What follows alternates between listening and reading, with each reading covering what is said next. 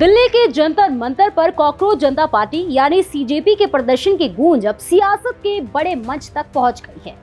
BJP के राष्ट्रीय अध्यक्ष नितिन नवीन ने पहली बार इस पूरे घटना पर प्रतिक्रिया दी है। बिना किसी का नाम लिए उन्होंने कहा कि विदेशों में बैठकर भारत के युवाओं को गुमराह करने की कोशिश करने वालों को देश का युवा करारा जवाब देगा।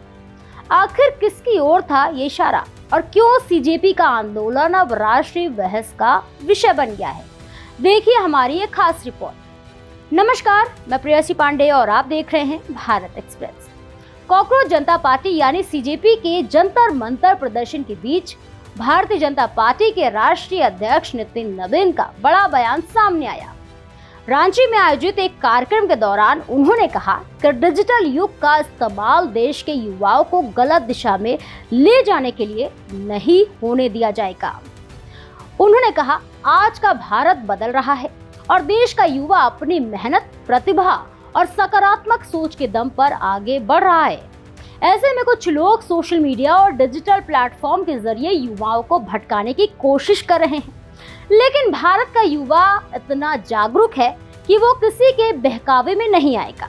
हालांकि उन्होंने किसी का नाम तो नहीं लिया, लेकिन उनके बयान को सीधे तौर पर अभिजीत दिपके और उनकी नई राजनीतिक पहल कॉकरोच जनता पार्टी से जोड़कर देखा जा रहा है। अभिजीत दिपके हाल के दिनों में सोशल मीडिया पर तेजी से चर्चा में आए हैं। उन्होंने सीजेपी नाम से वेबसाइट और डिजिटल अभियान शुरू किया और कुछ ही समय में लाखों लोगों तक अपनी पहुंच बना ली। जो लोग देश के युवाओं को निगेटिव पॉलिटिक्स के लिए ले जाना चाहते हैं, मैं उनको चेतावनी देता हूं कि भारत का युवा पॉजिटिव पॉलिटिक्स करेगा।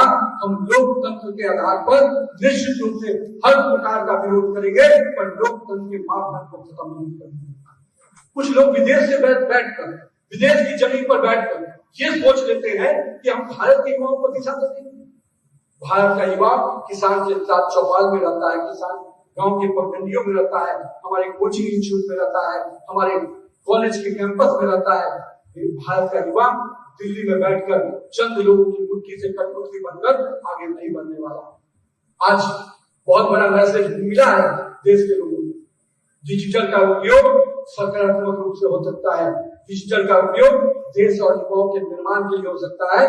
डिजिटल का उपयोग देश की युवा क्रांति को निगेटिव दिशा में ले जाने के लिए होगा।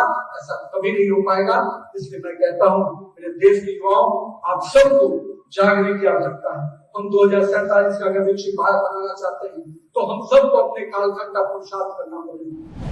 दिलचस्प बात तो ये रही कि जिस समय रांची में ये बयान दिया जा रहा था, उस समय दिल्ली के जंतर मंतर पर सीजेपी के बैनर तले बड़ी संख्या में युवा प्रदर्शन कर रहे थे।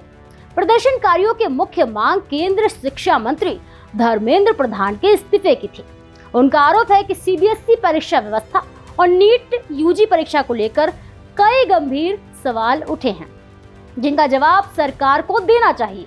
अपने संबोधन में बीजेपी अध्यक्ष ने कहा कि लोकतंत्र में विरोध का अधिकार सभी को है, लेकिन लोकतंत्र की मर्यादा और संस्थाओं पर लोगों का विश्वास कमजोर करने की कोशिश स्वीकार नहीं की जा सकती। उन्होंने कहा कि भारत का युवा गांव, खेत, कॉलेज और कोचिंग संस्थानों से निकलकर देश का भविष्य बना रहा है और उसे नकारात्मक राजनीति का हथियार नहीं बनने देना चाहिए।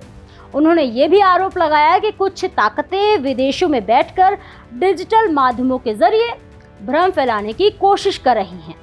उनका कहना था कि सोशल मीडिया का उपयोग देश के विकास, शिक्षा और नवाचार के लिए होना चाहिए, न कि समाज में अविश्वास और असंतोष फैलाने के लिए।